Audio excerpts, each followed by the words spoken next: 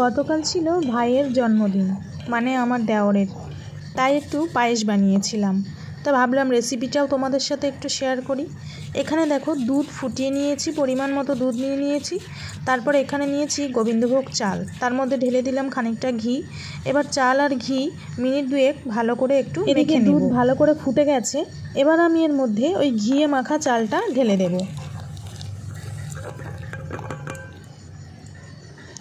চাল দেওয়ার পরে কিন্তু কন্টিনিউ নাড়তে হবে, না হলে কিন্তু চাল দলা বেঁধে যাবে আর নিচে লেগে যাওয়ার সম্ভাবনা থাকবে।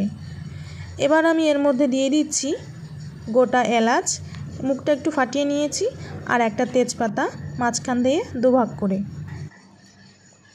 এবার এর মধ্যে দিয়ে দেব খুব সামান্য পরিমাণ, 1 চিমটি পরিমাণ নুন। অনেকেই আবার পায়েসে নুন পছন্দ করে না, তো তোমরা চাইলে এটা অ্যাভয়েড করতে পারো।